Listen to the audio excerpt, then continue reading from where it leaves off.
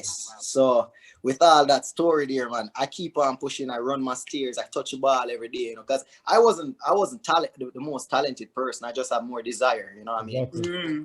You know, and that's what keep me driving to that. And from there, I went there 2005. I led Calabar in goal. That same year, I led Calabar in goal.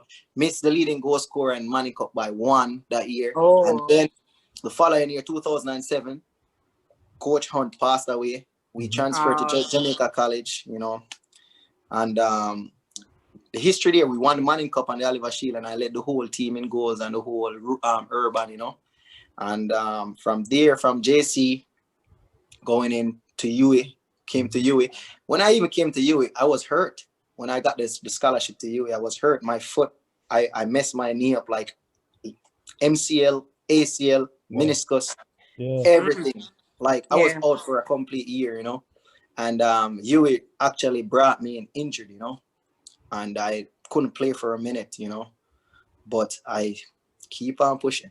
Keep on pushing throughout that. So yeah, and the UE now. We have UE questions. Yeah, because I think I remembered you playing in university. You played for Irving.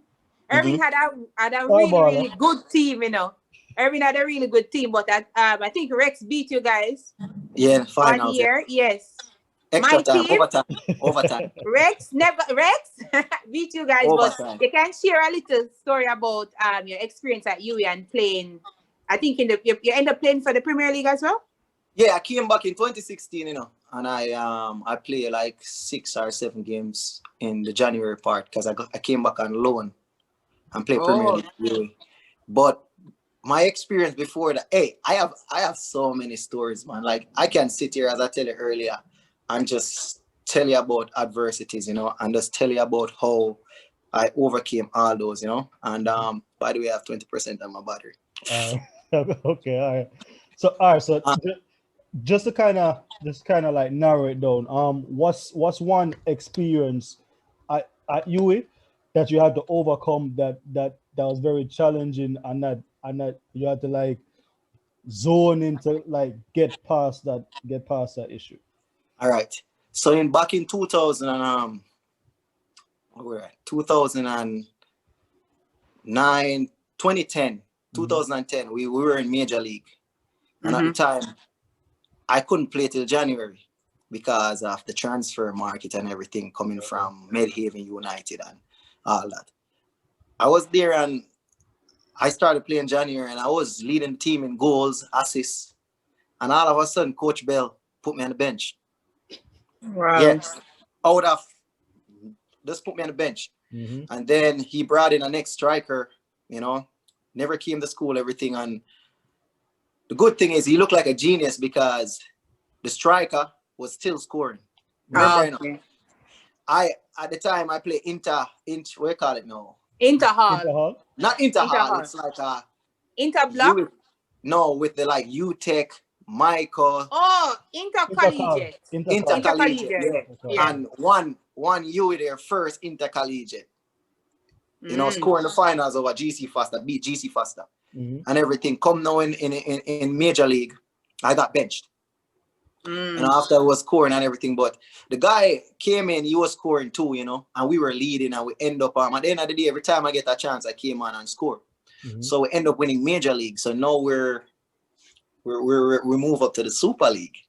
And we had a camp in Preston that someone, I'm there, and before I came to you, I had an offer from Waterhouse, you know, Premier League, say come play Premier League. I made the Premier League team when Jeffrey Maxwell was a coach and everything, but I chose you because I want a degree.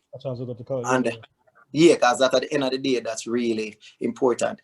And then I wasn't getting even played. Coach has me playing forward, and he have me playing center mid. Sometimes he play me right back, and the guys are making fun of me, you know, laughing and say, "Hey, when a coach started moving everywhere, I feel the next time gonna be is in the stands, you know." So, and one night at camp, you know, big little like a big talk, and I was like, "Hey, I'm gonna tell you guys this: if I don't make this team and start in this team by when the league start, I'm done. I don't even care about the scholarship. I don't want it. I'm gonna go back and play Premier League, you know. So during that summer, I just stay there and I work. When they're chilling and sleeping, I'm down at the field, finishing everything, you know. And that year, Super League start. We never won the Super League. We came second because of our fault. Obviously, we only lost by like a point or two, our fault.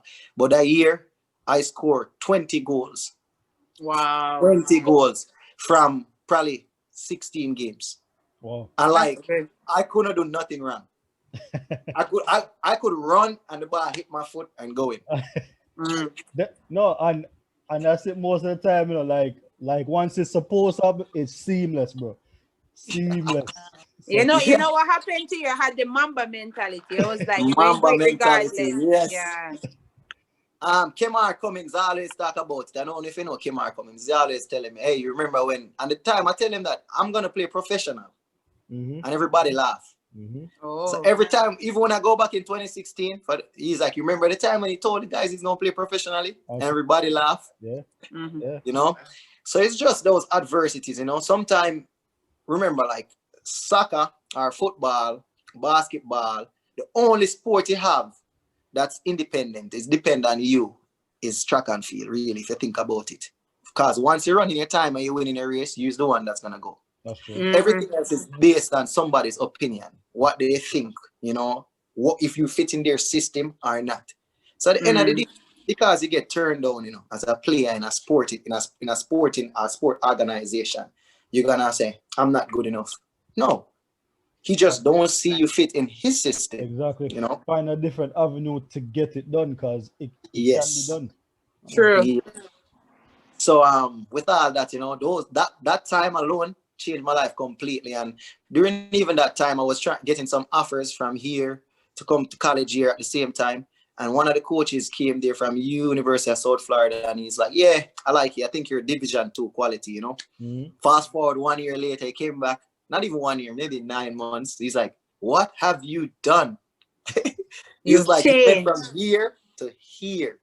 You know, and he's like, what can I do to get you to come to, you know, my school? So it just shows a lot of work, you know what I mean? Like, we're going to have our times when we're going to feel like, because we're all human beings, you know, you're going to feel like giving up, because we all have that moment. But then you have to just, you know, it's just that moment. You just have to just make that moment. Use the opportunities that you get. So I have a question. So you transferred and went to University of South Florida? That's what you just said? I went to McKendree University.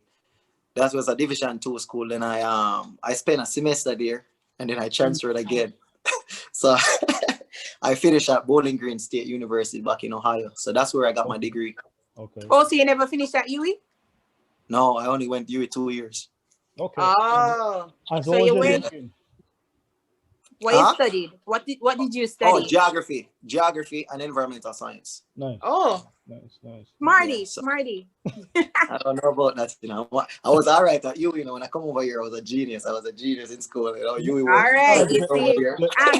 The quality of work, yeah, different. It's like here and here. You know? No. You stated earlier that you're playing professional football. Can you tell us a little bit more? Yeah. Actually, now I play professional indoor for St. Louis Ambush in the MASL Major Arena Soccer League. Okay. But before that, I was playing in the United Soccer League, which is a USL Championship. Yeah, that's where Brian Brown played. Yeah, he played for Reno, I think. So I play for 3 seasons there. You know, I should have been there last year if I just signed, but I didn't. And then after that, last year, this time I was playing in the NISA, which is the National Independent Soccer League. You know, that's a 3rd-tier league as well here. So that's a new one. So I played in that last year, you know, and then now I'm just playing indoor. I don't know. Let's see if outdoor is back at it again. I'm thinking, you know. So, yeah. So that's where I'm at now. I play for St. Louis Ambush indoor. And so that's all. Okay, go ahead. No, go ahead. That's all you do now? You just play soccer? You don't do anything else? Yeah, I coach as well. I coach kids. As well. I'm trying to pass on what I've learned over all these years, you know. So I have a group. I coach some 2012 girls. Actually, 2008 girls and 2011 boys. You know, that's the year they were born. So I have two nice little team down here in Southwest Missouri. So Nice. Oh, so Reynolds, you remember Andre Reynolds from Rex? yeah, definitely. He's in the States doing the same thing in Florida, coaching. He's been doing well he started with girls, and then he brought his team, his male team, to verify in the competition. Actually, used to watch some of the games earlier this year. State Cup. Andre actually came to one of my games last year, October this time, because I played against Miami FC and he was at the game. So he came to the game to watch it, So we still keep the link. But let's not forget about your other venture. Just give them a little bit about the other venture that you actually do besides football and besides coaching. Oh, you're talking about the music? Yeah. Oh, the music. Well, I mean, music is going on well. A lot of people message me and say, "Hey, you started to do music now," but music has been there for a while. Exactly. Music is even there, probably even at the same time with soccer, because I started music back in when I used to go to Tower Hill Missionary Basic School. That was back then. I used to perform at Expo at National Arena. Then I left from there. I went to Pembroke Hall Primary. I was in the choir. We won a lot of medals as a choir.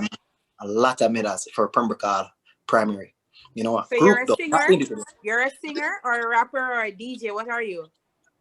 You can't call it I'm a singer, That's what they classify it as, a singer, I'm a singer, a producer, a composer, a songwriter. I have a couple even beats that I produce. I produce a beat called Workmates Rhythm, which has Black Ryan on it, Devin the Doctor on it. The guy now that's making a buzz in Jamaica called Unsound Mind, Cyclone. Oh, that's good. That rhythm. Yeah, that rhythm I produced that. I built that rhythm and I produced that as well. I have a song with Unsound Mind and Tiana that I produced before. That was the producing inside of it. But the music is coming from far. I was on choir in Calabar when I was at Calabar, 2001 or 2002 when the Queen came to Jamaica. I was part of the group that sang for her at King's House, Oh. So yeah, so I've been doing music for a while, so I haven't even got a chance to talk about it because a lot of people might think that music is something I'm just picking up, but it's been there for a while, Yeah. And like it's just always important to just like stay true to you, stay true to your passion. You know what I mean? Because like you said, music has been there for a while, football has been there for a while, and you just nurtured that talent and look at where you are now. So I definitely appreciate you coming and sharing with us. You know what I mean? And I saw a part of the journey because I was there with you at US. So I saw a part definitely and the struggles, right? Yeah. And see. Well, I knew that you used to be a good football player. I even watched your Super League. I remember you won in 2010, the first time, right? Yeah. I remember I went to watch that game. I watched the game when you guys won. So I've been there, maybe not as intimate as Andre because you guys lived on the same dorm, but I've seen it. And every time. This interview has opened up a lot of things. Like I actually feel like, we're still at UWI. That was really good, like a flashback moment. And it's really good to hear about your journey and about your story. And I want to implore you to continue in whichever realm or avenue you're going into. Continue to nurture and hone your talents that you have. Definitely. But I want you to give us one final thing, if you have it. One gem that you can give to anybody who feels that they're down or that they have a talent that they probably are afraid of coming forth with. Just one gem before we go. Well, I mean, I'm a walking testimony here, to adversity. Adversity is gonna come left, right, and center. You just have to have the mindset. Know that, hey, greatness don't come easy. Anything in life you want is gonna come with a lot of challenges. Exactly. So not because it's a rainy day today, that means the sun not gonna come out tomorrow. So you have to just keep on pushing. We're gonna get times when, as I said, we're human being where we have that thinking like, wonder if this was meant to be or what. But you have to just, ignore that and just keep on pushing, going through it, you know what I mean? Because at the end of the day, those adversities, you know, are there for you to get stronger, and they build you mentally, you know, and sometimes even physically based on the type of adversities. So I want to advise people that no matter what you're going through, you know, no matter the struggles, no matter what you face or what is thrown at you on a daily basis, just stay on course, stay positive, keep on pushing, because at the end of the day, you may never know where that's going to take you. You could be right to achieve that goal right there, and then you turn back and that start again from square one. So I just want to tell people, keep on pushing, stay motivated. And I mean, hey, the sky's the limit. So that's so true. Thank you. That's awesome. Definitely. Yeah. All right, cool. All righty. Yeah, man. Bless up. All right. Take care. Bless up.